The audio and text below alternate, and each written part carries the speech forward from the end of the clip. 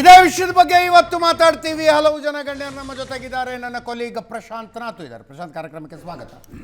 ನಾಗರಾಜ್ ಯಾದವ್ ಅವರು ಕಾಂಗ್ರೆಸ್ನಿಂದ, ಅಶೋಕ್ ಗೌಡ ಅವರು ಬಿಜೆಪಿಯಿಂದ ಇದ್ದಾರೆ. ಇಬ್ಬರು ಕೂಡ ಕಾರ್ಯಕ್ರಮಕ್ಕೆ ಸ್ವಾಗತ. ಸಂಜೀವ್ ಕುಮಾರ್ ಅಂತಾರಾಷ್ಟ್ರೀಯ ವಿಶ್ಲೇಷಕರು ನಮ್ಮ ಜೊತೆ ನೇರ ಸಂಪರ್ಕದಲ್ಲಿ ಜಾಯ್ನ್ ಆಗಿದ್ದಾರೆ. SR ಕೇಶವ್ ಆರ್ಥಿಕ ತಜ್ಞರು ಸಹ ಇದ್ದಾರೆ. ಸಂಜೀವ್ ಕುಮಾರ್ ಅವರನ್ನ ಮೊದಲನೇ ಪ್ರಶ್ನೆ ಕೇಳ್ತಾ ಇದ್ದೀನಿ. Sanjeev Kumar sir, US trade deal ಒಂದು ತೊಂದರೆಯಲ್ಲಿ ಸಿಕ್ಕಾಕೊಂಡಾಗ ಮದರ್ ಆಫ್ ಆಲ್ ಡೀಲ್ಸ್ ಅಂತ ಕರೆಸಿಕೊಳ್ಳುವ ಒಂದು ಅಗ್ರಿಮೆಂಟನ್ನು ನಾವು ಯುರೋಪಿಯನ್ ಯೂನಿಯನ್ ಜೊತೆಗೆ ಸೈನ್ ಹಾಕಿದ್ವಿ. ಅಲ್ಲಿಗೆ ಭಾರತಕ್ಕೆ ಆಲ್ಟರ್ನೇಟಿವ್ ಮಾರ್ಕೆಟ್ ಓಪನ್ ಆಯಿತು ಅನ್ನುವ ಸಂತೋಷದಲ್ಲಿದ್ದಾಗ ಏಕಾಏಕಿ ಇಲ್ಲ ಅಮೆರಿಕದ ಜೊತೆಗೂ ಕೂಡ ಡೀಲ್ ಕ್ರ್ಯಾಕ್ ಆಯಿತು ಅಂತ ಸುದ್ದಿ ಬಂತು. ತುಂಬ ಸರೆಂಡರ್ ಆಯ್ತಾ ಭಾರತ? ಇಲ್ಲ. ಕಾರಣ ಯಾಕಪ್ಪ ಅಂತಂದ್ರೆ, ನಾವು ಎರಡೂ ಡೀಲ್ನ ಒಂದು ಕಾಂಟೆಕ್ಚುಲೈಸ್ ಮಾಡಿ ನೋಡಿದಾಗ ಟೈಮ್ ಲೈನ್ ನೋಡ್ತೀವಲ್ಲ, ಆ ಟೈಮ್ ಲೈನ್ ನೋಡಿದಾಗ ಅಮೇರಿಕಾ ಜೊತೆ ಈ ರೀತಿಯಾದ ಡೀಲ್ ಆಗ್ಬೇಕಂತಂದು ಈಗಿಂದಲ್ಲ, ಹಲವಾರು ವರ್ಷಗಳಿಂದ ಎರಡು ಒಂದು ಅಟ್ಲೀಸ್ಟ್ ಅಮೇರಿಕಾ ಕಡೆಯಿಂದ ಪ್ರಯತ್ನ ನಡೀತಾ ಇತ್ತು. ಹೌದು. ಆಮೇಲೆ ಯಾಕಂದ್ರೆ ಮುಖ್ಯವಾದ ಏನಪ್ಪಾ ಅಂತಂದ್ರೆ, ಯುರೋಪ್ನಲ್ಲಿ ಅಮೇರಿಕಾದ ಮಾರ್ಕೆಟ್ ಡೌನ್ ಆಗಿದೆ. ಎಸ್ಪೆಷಲಿ ಯುಕ್ರೇನ್ ಯುದ್ಧ ಆದ್ಮೇಲೆ. ಯುಕ್ರೇನ್ ಯುದ್ಧ ಆದ್ಮೇಲೆ ಅಮೇರಿಕನ್ ಪ್ರಾಡಕ್ಟ್ಸ್, ಅಮೇರಿಕನ್ ಏನಿದೆಯಲ್ಲ ಅದು ಸರಿಯಾಗಿ ಯುರೋಪಿಯನ್ ಮಾರ್ಕೆಟ್ ಅಲ್ಲಿ ಸಪ್ಲೈ ಆಗ್ತಾ ಇಲ್ಲ. ಈಗ ಯುರೋಪಿಯನ್ ಶೆಲ್ಫ್ ಗಳನ್ನ ನಾವು ನೋಡಿದ್ರೆ, ಮಾರ್ಕೆಟ್ ಅಲ್ಲಿ ಇರೋ ಶೆಲ್ಫ್ ಗಳನ್ನ ನೋಡಿದ್ರೆ, ಏನು ಎಡಿಬಲ್ಸ್ ಇದೆಯಲ್ಲ, ಇವೆಲ್ಲ ಇರೋದು ಏನಿದೆಯಲ್ಲ, ಇವೆಲ್ಲದು ಡಿಕ್ಲೈನ್ ಅಂದ್ರೆ ಖಾಲಿ ಶೆಲ್ಫ್ ಗಳು ಕಾಣಿಸ್ತಾ ಇದೆ. ಯಾಕೆ ಆಯ್ತಪ್ಪ ಇದು ಏನು ಓವರ್ ಇಂಟೆಲಿಜೆನ್ಸ್ ಆಯ್ತಲ್ಲ ಅಮೇರಿಕಾದ್ದು ಯುಕ್ರೇನ್ ಜೊತೆಗೆ. ಅದರಿಂದ ಯುಕ್ರೇನ್ ಏನು ಬ್ರೆಡ್ ಬಾಸ್ಕೆಟ್ ಅಂತಿದ್ರಲ್ಲ, ಅದು ಪೂರಾ ಅದ್ರ ಮಾರ್ಕೆಟ್ ಡೌನ್ ಆಗಿ ಯುರೋಪ್ ಈಗ ಆಲ್ಟರ್ನೇಟಿವ್ ಯೋಚನೆ ಮಾಡ್ತಾ ಇದೆ. ಆವಾಗ ಇಂಡಿಯಾ ಒಂದು ವಯಬಲ್ ಆಲ್ಟರ್ನೇಟಿವ್ ಎರಡು ರೀತಿಯಿಂದ. ಒಂದು, ರಷ್ಯಾ ಜೊತೆಗೆ ಈಸ್ಟರ್ನ್ ಯುರೋಪ್ ಮತ್ತು ಸೆಂಟ್ರಲ್ ಯುರೋಪ್. ಈಗ ನಾವು ಯುರೋಪ್ ಅಂದ್ರೆ 3 ಖಂಡಗಳಲ್ಲಿ ನೋಡ್ಬೇಕು ನಾವು. ಬರೀ ಯುರೋಪ್ ಅಂದ್ರೆ ಒಂದು ನೇಟೋ ಕಂಟ್ರೋಲ್ಡ್ ಏನು ಯುರೋಪ್ ಇತ್ತಲ್ಲ, western Europe, like Britain, Germany. ಆಮೇಲೆ ಈ ಕಡೆ ವಾರ್ಸಾ ಕಂಟ್ರೋಲ್ಡ್, ಅಂದ್ರೆ ಹಳೆ ಮಾತು ಹೇಳಬೇಕಂದ್ರೆ ಕೋಲ್ಡ್ ವಾರ್. ಅದು ಒಂದು ಡಿವೈಡ್ ಇವತ್ತಿಗೂ ಕೂಡ ನೋಡಿದ್ರೆ, ರಷ್ಯಾ ಒಂದು ರೀಸೆಂಟ್ ಆಗಿ ಕ್ರಿಮಿಯಾ ಆಮೇಲೆ ಯುಕ್ರೇನ್ ಆದ್ಮೇಲೆ ಈಸ್ಟ್ ಯುರೋಪ್ ಮತ್ತು ಸೆಂಟ್ರಲ್ ಯುರೋಪ್ ಜೊತೆಗೆ ಏನೊಂದು ಅಗ್ರಿಮೆಂಟ್ ಮಾಡ್ಕೊಂಡ್ರು CIS ಸ್ಟೇಟ್ಸ್ ಜೊತೆಗೆ, CIS ಸ್ಟೇಟ್ಸ್ ಜೊತೆಗೆ. ಅದರಿಂದ Europe as A viable market ಇಂಡಿಯಾಗೆ ಓಪನ್ ಅಪ್ ಆಯ್ತು. ಇದರಿಂದ ಕಾಂಪಿಟಿಷನ್ ಏನಿದೆ, ಯಾಕಂದ್ರೆ ಅಮೆರಿಕಾ ನೀಟಾಗಿ ಅಮೆರಿಕನ್ ಅರ್ಥ ಮಾಡ್ಕೊಂಡ್ರೆ ಎರಡು ವಿಷಯ. ಒಂದು, it's A war making state, permanent war economy. ಇನ್ನೊಂದು, ಇಟ್ಸ್ ಎ ಟ್ರೇಡರ್, ಸಿಂಪಲ್, ಅದು ಟ್ರೇಡಿಂಗ್ ಸೊಸೈಟಿ. ಅದು ಪ್ಲಸ್ ಏನ್ ಇಂಡಿಯಾಗೆ ಆಯಿಲ್ ಸಿಗಕ್ಕೆ ಶುರು ಆಯ್ತು, ರಷ್ಯಾ ಮೂಲಕ ಇರಾನಿಯನ್ ಆಯಿಲ್ ಸಿಗಕ್ಕೆ ಶುರು ಆಯ್ತು. ಇವೆಲ್ಲ ನಾವು ಬಹಳ ಸಾರಿ ಡಿಬೇಟ್ ಮಾಡಿದೀವಿ. ಈ ಸನ್ನಿವೇಶ ಇದ್ದಾಗ ಡೊನಾಲ್ಡ್ ಟ್ರಂಪ್ ತಮ್ಮ ಇಂಟರ್ನಲ್ ಒಂದು ಡೊಮೆಸ್ಟಿಕ್ ಕಂಪಲ್ಷನ್ಸ್ ನ ನಿಗೇಟ್ ಮಾಡೋದಕ್ಕೆ, ಅದನ್ನ ನಿಗೋಷಿಯೇಟ್ ಮಾಡೋದಕ್ಕೆ, ಏನು ವೆನೆಜುವೆಲನ್ ಕ್ರೈಸಿಸ್ ಆಯ್ತು, ಗ್ರೀನ್ಲ್ಯಾಂಡ್ ಆಯ್ತು, ಇವೆಲ್ಲ ಒಂದು ಪ್ರೆಷರ್ ಹಾಕಿ ಅದೇ ರೀತಿಯಾಗಿ ಭಾರತದ ಮೇಲೆ ಪ್ರೆಷರ್ ಹಾಕಕ್ಕೆ ಶುರು ಮಾಡಿ 50% ಟ್ಯಾರಿಫ್ ಲೆವಿ ಮಾಡಿದ್ರು. ಸಡನ್ ಆಗಿ ನಾವು ನೋಡ್ತೀವಿ ಮದರ್ ಆಫ್ ಆಲ್ ಡೀಲ್ಸ್. ಈಗ ಎರಡೂ ಕಂಪೇರ್ ಮಾಡಬೇಕು. Just not with the European union. European union doesn't comprise entire Europe. ಇದು ನಾವು ಒಂದು ಮಿಸ್ಕನ್ಸೆಪ್ಷನ್. ಪೂರಾ ಯುರೋಪ್ ಅನ್ನ ಯುರೋಪಿಯನ್ ಯೂನಿಯನ್ ರೆಪ್ರೆಸೆಂಟ್ ಮಾಡತ್ ಅನ್ನೋದು ದೊಡ್ಡ ಮಿಸ್ಕನ್ಸೆಪ್ಷನ್. ಇದು ಬ್ರಿಕ್ಸ್ ಒಂದು ಮೇನ್ ಆಕ್ಟರ್ ಆಗಕ್ಕೆ ಶುರು ಆಯ್ತು ಇಲ್ಲಿ. ಸೊ ಎರಡೂ ಕಡೆಯಿಂದ ಒಂದು ಇಂಟರ್ನ್ಯಾಷನಲ್ ಆರ್ಗನೈಸೇಷನ್ಸ್ ಫ್ರಂಟ್ ಇಂದ ಇಂಡಿಯಾಗ ಒಂದು ಯುರೋಪ್ ಮೇಲೆ ಅಡ್ವಾಂಟೇಜ್ ಆಯ್ತು. ಆ ರೀತಿಯಾಗಿ 32% ರಿಡ್ಯೂಸ್ಡ್ ಟ್ಯಾರಿಫ್ಸ್ ಮೇಲೆ ಟ್ರಂಪ್ ಎಗ್ರಿ ಆಗ್ಬೇಕಾಯ್ತು. ಯಾಕಂದ್ರೆ ಟ್ರಂಪ್ ಏನು 50% ಟ್ಯಾರಿಫ್ ಅಂದಿದ್ರಲ್ಲ, ಅದು ವೆನೆಜುವೆಲಾ ಅಥವಾ ಬೊಲಿವಿಯಾ ಇಂಥ ಕಂಟ್ರಿ, ಈಗ ಏನು ಅವರು ಒಂದು ಕಾಂಪಿಟೇಷನ್ ಲಿಥಿಯಂ ಬೆಲ್ಟ್ ಅಂತೀವಿ, ಅದಕ್ಕೆ ABC ಟ್ರಯಾಂಗಲ್ ಅಂತಂದು ಅಲ್ಲಿ ಲಿಥಿಯಂ ಸಿಗ್ತಾ ಇದೆ. ಆ ಕಂಟ್ರಿಗಳ ಮೇಲೆ ಅರ್ಜೆಂಟೀನಾ, ಬ್ರೆಜಿಲ್, ಚಿಲಿ ಇವೆಲ್ಲ ಒಂಥರ ಬನಾನಾ ರಿಪಬ್ಲಿಕ್ ಇದ್ದಂಗಿದ್ವು ಮೊದಲು. ಇವ್ರ ಮೇಲೆ ಹಾಕೋ ಪ್ರೆಷರ್ನ same nature of pressure India ಮೇಲೆ ಹಾಕ್ಬೋದು ಅಂತ ಒಂದು ಧಾರಣೆ ಇಟ್ಕೊಂಡು ಈ ರೀತಿಯಾಗಿ 50% ಟ್ಯಾರಿಫ್ ಹಾಕೋದು. ಈಗ ನಾವ್ ಯಾಕೆ ಅಗ್ರಿ ಆದ್ವಿ, deal it has sold mother India ಅಂತ ಆಪೋಸಿಷನ್ ಪಾರ್ಟಿ ಹೇಳಿದ್ರಿ. ಹೌದು, ಒಂದು ಮುಖ್ಯ ಕಾರಣ. ಸ್ವಲ್ಪ ಇತಿಹಾಸಕ್ಕೆ ಹೋದ್ರೆ, ಮೊದಲು ಆಕ್ಚುಲಿ ಮದರ್ ಇಂಡಿಯಾನ್ ಸೋಲ್ಡ್ ಮಾಡಿದ್ ಯಾವಾಗ, ಮನಮೋಹನ್ ಸಿಂಗ್ WTO ಸೈನ್ ಮಾಡಿದ್ಮೇಲೆ. ಇದು ನಾವು ಇದು ಸಾರಿ ಪಿ ವಿ ನರಸಿಂಹರಾವ್ ಟೈಮಲ್ಲಿ ಮನಮೋಹನ್ ಸಿಂಗ್ ಅವರು ಫೈನಾನ್ಸ್ ಮಿನಿಸ್ಟರ್ ಆಗಿದ್ದಾಗ. ಫೈನಾನ್ಸ್ ಮಿನಿಸ್ಟರ್ ಯಾಕೆ ಹೇಳ್ತೀನಿ, ಸೆಕ್ಟರ್ 4 ಅಗ್ರಿಮೆಂಟ್ ಸೆಕ್ಟರ್ 5 ಏನು ಚೈನಾ ಸೈನ್ ಮಾಡಿಲ್ಲ, ಎಷ್ಟೋ ಕಂಟ್ರಿಗಳನ್ನ ಸೈನ್ ಮಾಡಲಿಲ್ಲ. ಯಾಕಂದ್ರೆ ನಮ್ಮ ಪೂರಾ ಅಗ್ರಿಕಲ್ಚರಲ್ ಪ್ರಾಡಕ್ಟ್ಸ್ ಮೇಲೆ GM ಆಮೇಲೆ ಸಬ್ಸಿಡೀಸ್ ಏನು ನಿಗೇಟ್ ಆಯ್ತು, ಅಲ್ಲಿಂದ ನಮ್ಮ ಅಗ್ರಿಕಲ್ಚರಲ್ ಸೆಕ್ಟರ್ ಡಿಕ್ಲೈನ್ ಆಗಿದೆ. ಗ್ರೀನ್ ರೆವಲ್ಯೂಷನ್ ಆದ್ಮೇಲೆ ಬಿಗ್ಗೆಸ್ಟ್ ಡಿಕ್ಲೈನ್ 90s ನಲ್ಲಿ ನೋಡ್ಬೋದು ನಾವು. ಇಂಡಸ್ಟ್ರಿಯಲ್ ಎಂಪ್ಲಾಯ್ಮೆಂಟ್ ಕಂಪೇರ್ ಮಾಡಿ ಅಗ್ರಿಕಲ್ಚರಲ್ ಎಂಪ್ಲಾಯ್ಮೆಂಟ್ ನಾವು ನೋಡಿದ್ರೆ ಅದು ಬಹಳ ಡಿಕ್ಲೈನ್ ಆಯ್ತು. ಅಫ್ಕೋರ್ಸ್ ಮನ್ರೇಗಾ ತಂದ್ರು, MNREGA was some sort of a relief, but MNREGA did not succeed because of many other reasons, ಅದು ಬೇರೆ ಕತೆ. ಬಟ್ ಎರಡನೇ ಒಂದು ಸೆಲ್ಲರ್ ಡೀಲ್ ಯಾವಾಗ ಆಯ್ತು, NSG ಜೊತೆಗೆ ನಾವು ಕರೆಕ್ಟ್ ಆಗಿ NSG ವೋಟಿಂಗ್ ಮಾಡಿ ಪ್ರೆಷರ್ ಹಾಕಿದ್ರೆ 2008ರಲ್ಲಿ 1, 2, 3 ಅಗ್ರಿಮೆಂಟ್ ಇಷ್ಟು ದೊಡ್ಡ ಪ್ರಬಲವಾದ ಕಷ್ಟ ನಮಗೆ ಇವತ್ತು ಆಗ್ತಿರ್ಲಿಲ್ಲ. ಇವತ್ತು 1, 2, 3 ಅಗ್ರಿಮೆಂಟ್ ಸೈನ್ ಮಾಡಿದಾಗ ಭಾರಿ ಒಂದು ಕಲ್ಪನೆಗಳಿದ್ವು ನಮಗೆ. ಅದೆಲ್ಲ ಇವತ್ತು ಎಲ್ಲಿಗೆ ಬಂದಿದೆ? ನಮಗೆ ನ್ಯೂಕ್ಲಿಯರ್ ಸಪ್ಲೈಸ್ ಪ್ರಾಬ್ಲಮ್ ಇವತ್ತಿಗೂ ಇದೆ. ಯಾಕೆ? ಕಾರಣ ಒಂದು ಸಿಂಪಲ್ಲೇ, ಯಾಕಂದ್ರೆ ನಾವು NSG ಜೊತೆಗೆ ಡೀಲ್ ಆಗ್ಲಿಲ್ಲ 2008ರಲ್ಲಿ. ಸೊ ಇವೆಲ್ಲ ಒಂದು ಕಾಂಟೆಕ್ಸ್ಟ್ ನೋಡಿದಾಗ ಇವತ್ತು ಏನು 18% ಟ್ಯಾರಿಫ್ ಏನು ಲೆವಿ ಆಗಿದೆ, ಅದು ಒಂದು ವಿನ್ ವಿನ್ ಸಿಚುವೇಶನ್ ಅಂತ ಹೇಳ್ಬೋದು. ಅದಕ್ಕೆ 2 ಕಾರಣ ಇದೆ. ಒಂದು, ನಾವು ಯಾವಾಗೂ ರಿಯಲಿಸ್ಟಿಕ್ ಆಗಿ ಝೀರೋ ಸಮ್ಮಾಗಿ ಯೋಚನೆ ಮಾಡೋಕ್ಕಾಗಲ್ಲ ಕಿ 100% ಗೇನ್ ಆಗತ್ತೆ ನಮಗಂತ. ಒಂದು ಮೊದಲು ಅಮೇರಿಕಾ ಏನಂದಿದ್ರು, ನಮ್ಮ ಡೈರಿ ಪ್ರಾಡಕ್ಟ್ಸಿಗೆ ಮಾರ್ಕೆಟ್ ಅಲೋ ಮಾಡ್ರಿ ಅಂದಿದ್ರು. ಹೌದು. ಈಗ 18 ರೂಪಾಯಿಗೆ ಹಾಲು ಪರ್ಚೇಸ್, ಒಳ್ಳೆ ಟೆಟ್ರಾ ಪ್ಯಾಕ್ ಅಲ್ಲಿರೋ ಹಾಲು 18 ರೂಪಾಯಿಗೆ ಮಾರಕ್ ಶುರು ಮಾಡಿದಾಗ ಎಲ್ಲರೂ ಖರೀದಿ ಮಾಡ್ತಾರಲ್ಲ, ಅವಾಗ ಮದರ್ ಡೈರಿನೂ ಹೋಯ್ತು, ಅಮೂಲು ಹೋಯ್ತು, ನಂದಿನಿನೂ ಹೋಯ್ತು, ಎಲ್ಲದಕ್ಕೂ ಕಾಂಪಿಟೇಷನ್ ಶುರು ಆಗತ್ತೆ. ಇದಕ್ಕೆ ಅಗ್ರಿ ಆಗ್ಲಿಲ್ಲ, ನಂಬರ್ 1. ಓಕೆ. ಇನ್ನೊಂದು ನೋಡಿದ್ರೆ, ಯಾಕಂದ್ರೆ ಮೇನ್ ಎಜೆಂಡಾ ಇದ್ದಿದ್ದು ವೆನೆಜುವೆಲನ್ ಕ್ರೈಸಿಸ್ ಆದ್ಮೇಲೆ ಅಮೆರಿಕಾ ಇದ್ದಿದ್ದೇ 2 ಎಜೆಂಡಾ. ಒಂದು, ಯುರೋಪಿಯನ್ ಮಾರ್ಕೆಟ್ ಏನು ಹೋಯ್ತಲ್ಲ, ಅಲ್ಲಿ ಶೆಲ್ಫ್ಗಳು ಖಾಲಿ ಆದ ತಕ್ಷಣ ಇಂಡಿಯಾ ಏನು ಆಲ್ಟರ್ನೇಟಿವ್ ಆಯ್ತಲ್ಲ, ಆಸ್ಟ್ರೇಲಿಯಾ ಏನು ಆಲ್ಟರ್ನೇಟಿವ್ ಆಯ್ತಲ್ಲ ಯುರೋಪಿಗೆ, ಅದನ್ನ ನಿಗೇಟ್ ಮಾಡಕ್ಕೆ ಇಂಡಿಯನ್ ಮಾರ್ಕೆಟ್ ಅಲ್ಲಿ ದವಸ ಧಾನ್ಯಗಳನ್ನ ಆಮೇಲೆ ಮಿಲ್ಕ್ ಅಂಡ್ ವೆಜಿಟೇಬಲ್ಸ್ ಮಾರಬೇಕು ಅನ್ನೋದು ಅಮೆರಿಕಂದು ಇದು ಒಂದು ಅಜೆಂಡಾ. ಗ್ಲೋಬಲ್ ಚೈನ್ ಮಾಡಬೇಕು. ಈಗ ವಾಲ್ಮಾರ್ಟ್ ಅಂತ ಇಂಥದ್ದು ಏನಾದ್ರು ಇರ್ತಾವಲ್ಲ, ಆ ರೀತಿಯಾಗಿ ಮಾಡಬೇಕು ಅನ್ನೋದು ಪ್ಲಾನ್ ಇತ್ತು. ಅದು ಇನ್ನು ಅಗ್ರಿಮೆಂಟ್ ಅಲ್ಲಿ ಕಂಟೆಸ್ಟೆಡ್ ಆಗಿದೆ. ಇದು ಒಂದು ವಿನ್ ವಿನ್ ಸಿಚುವೇಶನ್ ಅಂತ ಹೇಳ್ಬೋದು. ಬಟ್ ಆದ್ರೆ ಈ ಒಂದು ಡೀಲ್ ಏನಿದೆಯಲ್ಲ ಇವತ್ತಿನ ಪರಿಸ್ಥಿತಿಗಾಗಿ ನೋಡಿದ್ರೆ, ಯಾಕಂದ್ರೆ ಅಮೆರಿಕಾದಲ್ಲಿ ಇರೋ ಭಾರತೀಯರು ಒಂದು ದೊಡ್ಡ ಒಂದು ರೆಮಿಟೆನ್ಸಸ್, ಅದನ್ನ ನಾವು ಯೋಚನೆ ಮಾಡಬೇಕು. ರೆಮಿಟೆನ್ಸಸ್ ನಮಗೆ ಎಲ್ಲಿಂದ, UAE ಆಮೇಲೆ ದುಬೈ ಅಲ್ಲಿಂದೆಲ್ಲ ಹಿಡಿದು ಅಮೆರಿಕಾ, ಕೆನಡಾ, ಇಲ್ಲಿಂದೆಲ್ಲ ಜಾಸ್ತಿ ರೆಮಿಟೆನ್ಸಸ್ ಬರುತ್ತೆ. ನಮ್ಮ ನಾಗರಿಕರನ್ನ ಅಂದ್ರೆ ಏನು, ನಮ್ಮ ಒಂದು ಇಂಡಿಯನ್ಸ್, ನೇಟಿವ್ ಇಂಡಿಯನ್ಸ್ ಏನು ಅಲ್ಲಿ ಅಮೆರಿಕನ್ ಸಿಟಿಸನ್ಸ್ ಆಗಿ ಸೆಟ್ಲ್ ಆಗಿದಾರಲ್ಲ, ಗ್ರೀನ್ ಕಾರ್ಡ್ ಹೋಲ್ಡರ್ಸ್, ಅವ್ರ ಇಂಟ್ರೆಸ್ಟ್ ನ ರೆಮಿಟೆನ್ಸಸ್ ಮೂಲಕ ನಾವು ನೋಡಿದಾಗ ಎಂಪ್ಲಾಯ್ಮೆಂಟ್ ಜನರೇಷನ್ಗೆ ಏನು ಒಂದು ಅಗ್ರಿಮೆಂಟ್ ಮುಂದೆ ಬರ್ಬೋದು ಅನ್ನೋದು ಏನು ನಾ ಯೋಚನೆ ಮಾಡ್ತಾ ಇದ್ದೀನಿ. ಇಂಡಿಯನ್ಸ್ ಆಮೇಲೆ ಇಂಡಿಯನ್ ಇಂಟ್ರೆಸ್ಟ್, ಯಾಕಂದ್ರೆ Indian software professionals more successful and doctors ಅಮೆರಿಕಾದಲ್ಲಿ, ಇಂಜಿನಿಯರ್ಸ್, ಇವರೆಲ್ಲ ರೆಮಿಟೆನ್ಸಸ್ ಕಳ್ತಾರೆ. ಅದ್ರ ಕ್ವಾಂಟಮ್ ನಾವು ತೆಗೆದು ನೋಡ್ಬೋದು ಸ್ಟಾಟಿಸ್ಟಿಕ್ಸ್ ಅಲ್ಲಿ. ಇವೆಲ್ಲ ಯೋಚನೆ ಮಾಡಿ ನೋಡಿದಾಗ ಪ್ರೆಸೆಂಟ್ ಪ್ರೈಮ್ ಮಿನಿಸ್ಟರ್ ಮಾಡಿದ ಡಿಸಿಷನ್ ಒಂದು ಉತ್ತಮವಾದ ಡಿಸಿಷನ್.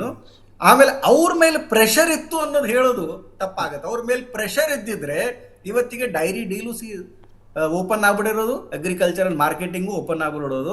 ನಾವು APMC ಬಗ್ಗೆ 4-5 ವರ್ಷದ ಹಿಂದೆ ಡಿಬೇಟ್ ಮಾಡಿದ್ವಿ ಇದೇ ಚಾನಲ್ ಅಲ್ಲಿ. ಇವತ್ತು ಕಥೆನೇ ಬೇರೆ ಆಗೋಗೋದು. ನೀವೇ ಮಾಡಿದ್ರಿ ಅಜಿತ್ ಅವರೇ, ಬಹಳ ಒಳ್ಳೆ ಡಿಬೇಟ್ ಮಾಡಿದ್ರಿ. ಇದೇ ಒಂದು ಅಮೇರಿಕನ್ ಬಂದು ಎಲ್ಲ ಒಂದು ನಮ್ಮ ಇದ್ದಿದ್ದು ರಿಲಯನ್ಸ್ ಎಲ್ಲರನ್ನು ಕಾಂಪೀಟ್ ಮಾಡಿ, ಯಾಕಂದ್ರೆ ಅಲ್ಲಿ ಅಗ್ರಿಕಲ್ಚರಲ್ ಸಬ್ಸಿಡಿ ಜಾಸ್ತಿ ಸಿಗುತ್ತೆ. ಇದು ಯಾಕೆ ನಾವು ರೆಕಗ್ನೈಸ್ ಮಾಡ್ತಾ ಇಲ್ಲ? ಇದು ದೊಡ್ಡ ದುರಂತ. ಇಲ್ಲಿ ಮುಂದುವರೆದ ದೇಶಗಳಲ್ಲಿ ಅತಿ ಹೆಚ್ಚು ಅಗ್ರಿಕಲ್ಚರ್ ಸಬ್ಸಿಡಿ, ಮುಂದುವರಿತಾ ಇರೋ ದೇಶಗಳೇ ಕೊಡಬೇಡಿ ಅಂತಾರೋ. ಅವ್ರು ಕೊಡ್ತಾರೆ, ಡೆವಲಪ್ಮೆಂಟಲ್ ಸೆಸ್ ಅಂತ ಕೊಟ್ಟು ಈಗ ನಮ್ಮ ರೈತ 1 ಕಿಲೋ ಅಕ್ಕಿ ಬೆಳೆಯಕ್ಕೆ 70 ಪೈಸಾ ಖರ್ಚು ಮಾಡಿದ್ರೆ ಅದೇ 25 ಪೈಸದಲ್ಲಿ ಅಲ್ಲಿ ರೈತ ಖರ್ಚು ಮಾಡ್ತಾನೆ. ಆದ್ರೆ ಅವ್ನು 1 ರೂಪಾಯಿಗೆ ಮಾರಿದ್ರೆ ನಾವು 1.25 ರೂಪಾಯಿಗೆ ಮಾರಿದ್ರು ಕೂಡ ನಮ್ಗೆ ಅಷ್ಟು ಬೆನಿಫಿಟ್ ಆಗಲ್ಲ. ಇದು ಗ್ಯಾಟ್ WTO ನಂತರ ಅದೇ ಒಂದು ರಿವೈವಲ್ ಟ್ರಿಮ್ಸ್ ಒಂದು ಏನೊಂದು ಡೇಂಜರಸ್ ಪ್ರಾಪೋಸಿಷನ್ ಇದೆ, ಅದರ ರಿವೈವಲ್ ಆಗೋದನ್ನ ಈ ಒಂದು ಸದ್ಯಕ್ಕಿರೋ ಒಂದು ಅಗ್ರಿಮೆಂಟ್ ನಿಗೋಷಿಯೇಟ್ ಆಗತ್ತೆ ಅನ್ನೋದು ನಂದು ಒಂದು ಅನಿಸಿಕೆ. Yes Keshav sir, what is your take on US trade deal?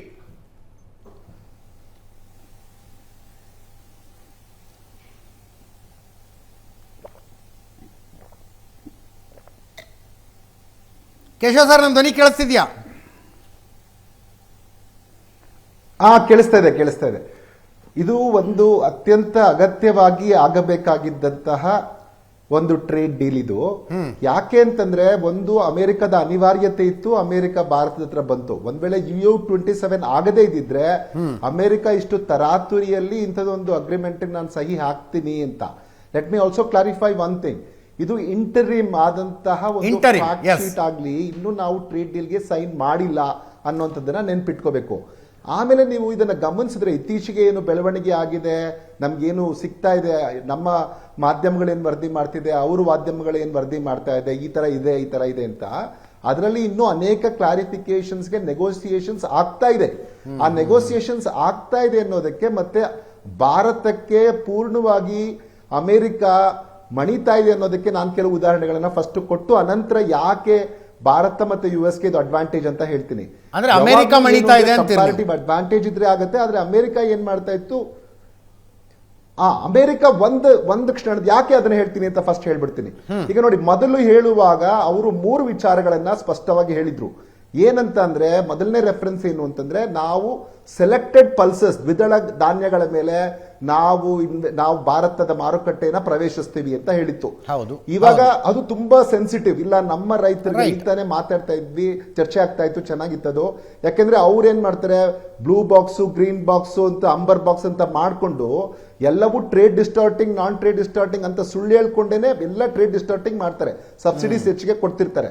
ಹಾಗಾಗಿ ನಮ್ಮ ರೈತರ ಹಿತಾಸಕ್ತಿ ಕಾಯ್ಲಿಕ್ಕಾಗಿ ನಾವು ದ್ವಿದಳ ಧಾನ್ಯಗಳನ್ನ ಒಪ್ಕೊಳ್ಳಿಕ್ಕೆ ಸಿದ್ಧ ಇರಲಿಲ್ಲ. ಅದನ್ನ ಮೊದಲನೇ ಸರಿ ಅವ್ರು ಏನ್ ಫ್ರೇಮ್ ವರ್ಕ್ ಅಲ್ಲಿ ಹಾಕಿದ್ರು ಅದನ್ನ ಇವಾಗ ಕೈ ಬಿಟ್ಟಿದ್ದಾರೆ. ನೀವು ಗಮನಿಸಿದ್ರೆ ಈಗ ರಿವೈಸ್ಡ್ ಫ್ಯಾಕ್ಟ್ ಶೀಟ್ ಏನ್ ಬಂದಿದೆ ಅಮೆರಿಕಾದಿಂದ, ಅದರಲ್ಲೇನೆ ಅದು ಕ್ಲಿಯರ್ ಆಗಿ ಬಿಟ್ಟಿದೆ, ನಾವು ಯಾವುದೇ ಕಾರಣಕ್ಕೂ ದ್ವಿದಳ ಧಾನ್ಯಗಳ ಬಗ್ಗೆ ನಾವು ನೆಗೋಷಿಯೇಟ್ ಮಾಡ್ತಾ ಇಲ್ಲ ಅನ್ನುವಂಥದ್ದನ್ನ ಸ್ಪಷ್ಟಪಡಿಸಿದೆ.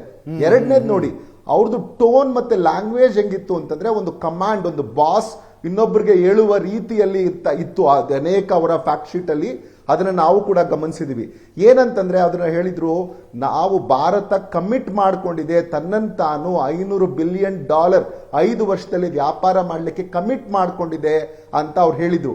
ಕಮಿಟ್ ಅಂದ್ರೆ ನಮ್ಗೆ ಗೊತ್ತಿದೆ ಒಂದು ಆಬ್ಲಿಗೇಷನ್, ನಾವು ಅವರಿಗೆ ಬದ್ಧರಾಗಿದ್ದೀವಿ, 500 ಬಿಲಿಯನ್ ಮಾರುಕಟ್ಟೆಗೆ ನಾವು ಬದ್ಧರಾಗಿದ್ದೀವಿ 5 ವರ್ಷದಲ್ಲಿ ಅಂತ. ಈಗ ಆ ಟೋನ್ ಚೇಂಜ್ ಮಾಡಿದ್ದಾರೆ ನೋಡಿ, ಟೋನ್ ಚೇಂಜ್ ಮಾಡಿ ಭಾರತ ಇಂಟೆಂಟ್ಸ್, ಆಶಿಸುತ್ತಿದೆ, ಬಯಸುತ್ತಿದೆ ಅಂತ ಪದ ಬಳಸಿದ್ದಾರೆ. ಆಶಿಸುತ್ತಿದೆ, ಬಯಸುತ್ತಿದೆ ಅನ್ನೋದಕ್ಕೂ ಬದ್ಧತೆಗೂ ವ್ಯತ್ಯಾಸ ಇದೆ. ಸೊ ಅಂದ್ರೆ ಅವರು ನಮ್ಮನ್ನ ಇನ್ನೂ ಒಂದು ಹೇಳ್ಬಿಟ್ಟು ಆಮೇಲೆ ಹೇಳ್ತೀನಿ ಇದನ್ನ. ಆಮೇಲೆ 3ನೇ ವಿಚಾರ ಏನು ಅಂತಂದ್ರೆ, ಆ ಮೊದಲನೇ ಸರಿ ಅವ್ರು ಹೇಳಿದ್ರು ಭಾರತ ಪೂರ್ತಿ ಡಿಜಿಟಲ್ ಸರ್ವಿಸ್ ಟ್ಯಾಕ್ಸ್ ನ ಪೂರ್ತಿ ನಮ್ಮ ವಿಚಾರದಲ್ಲಿ ತೆಗೆದು ಹಾಕ್ತಾರೆ, ಯಾವುದೇ ಡಿಜಿಟಲ್ ಸರ್ವಿಸಸ್ ಮೇಲೆ ಭಾರತ ತೆರಿಗೆಯನ್ನು ಹಾಕಲ್ಲ ಅಂತ ಮೊದಲನೇ ಫ್ಯಾಕ್ಟ್ ಶೀಟ್ ಅಲ್ಲಿ ಹೇಳ್ತಾ ಇತ್ತು. ಈಗ ರಿವೈಸ್ಡ್ ಫ್ಯಾಕ್ಟ್ ಶೀಟ್ ಅಲ್ಲಿ ಹೇಳ್ತಾ ಇದೆ, ನಾವು ನೆಗೋಷಿಯೇಟ್ ಮಾಡ್ತೀವಿ, ಡಿಜಿಟಲ್ ಸರ್ವಿಸಸ್ ಬಗ್ಗೆ ನೆಗೋಷಿಯೇಟ್ ಮಾಡಕ್ಕೆ ಇಬ್ಬರು ಬದ್ಧರಾಗಿದ್ದೀವಿ 2 ರಾಷ್ಟ್ರಗಳು ಅಂತ.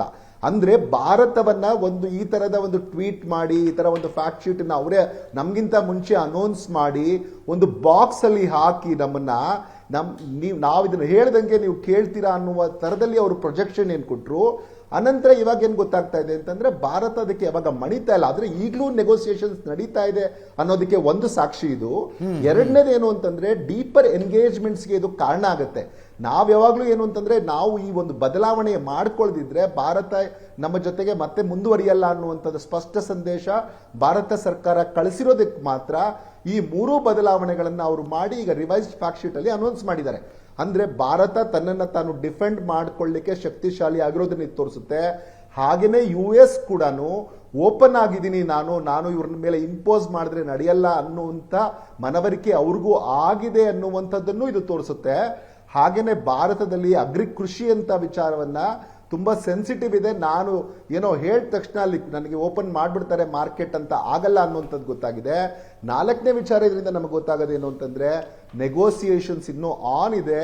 ಇದು ಕೇವಲ ತುಂಬಾ ಇಂಟರಿಮ್, ತುಂಬಾ ಮುಂಚೆ ನಾವು ಇದ್ರ ಬಗ್ಗೆ ಚರ್ಚೆ ಮಾಡ್ತಾ ಇದೀವಿ ಅಥವಾ ಇಷ್ಟೊಂದು ಆತಂಕ ಇರುವುದು ಸಹಜನೇ. ಯಾಕೆಂತಂದ್ರೆ ಅಮೆರಿಕದಂತ ಒಂದು ದೊಡ್ಡ ರಾಷ್ಟ್ರದ ಜೊತೆ ವ್ಯಾಪಾರ ಡೀಲ್ ಆದಾಗ, ಈವನ್ 1, 2, 3 ಅಗ್ರಿಮೆಂಟ್ ಆದಾಗ ಸಹ ಸಾಕಷ್ಟು ಚರ್ಚೆ, ಪರ ವಿರೋಧಗಳು ನಡೆದ್ವು. ಈಗಲೂ ಕೂಡ ನಡಿಬೇಕು. ನನ್ನ ಪ್ರಕಾರ ಒಂದು ಡೆಮೋಕ್ರಸಿ ಅಂದ್ರೆ ಅದೆಲ್ಲವೂ ನಡಿಬೇಕು.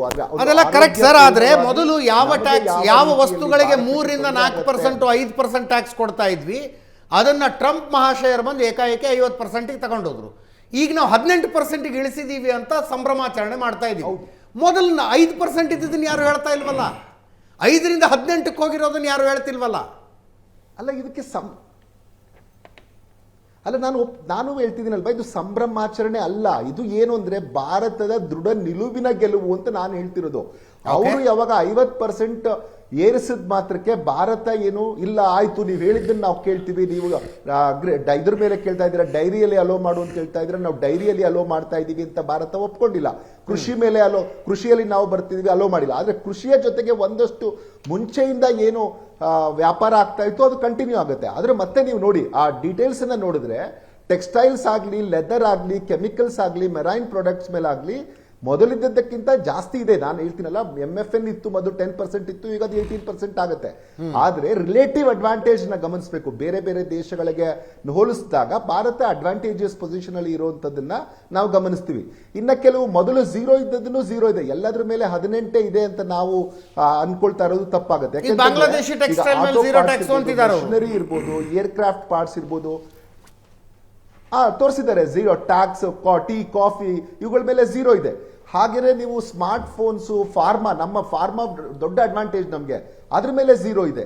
ಆಮೇಲೆ ಅಗ್ರಿಕಲ್ಚರ್ ಪ್ರಾಡಕ್ಟ್ಸ್ ಮೇಲೆ ನಮ್ಮ ಭಾರತ ಏನು ಮಿನರಲ್ಸ್ ಮತ್ತೆ ಅಗ್ರಿಕಲ್ಚರ್ ಪ್ರಾಡಕ್ಟ್ಸ್ ಇದೆ, ಅದ್ರ ಮೇಲೆ ಈಗಲೂ 0 ಇದೆ. ಮತ್ತೆ ಸ್ಟೀಲ್, ಅಲ್ಯೂಮಿನಿಯಂ, ಕಾಪರ್ ಬಗ್ಗೆ ಇನ್ನ ಕ್ಲಾರಿಟಿ ಇಲ್ಲ, ಅದು 50ರಲ್ಲೇ ಇದೆಯಾ ಅಥವಾ 18ಕ್ಕೆ ಬಂದಿದೆಯಾ, ಅದ್ರದ್ದು ಇನ್ನೂ ಕ್ಲಾರಿಟಿ ನಮಗೆ ಸಿಗ್ತಾ ಇಲ್ಲ.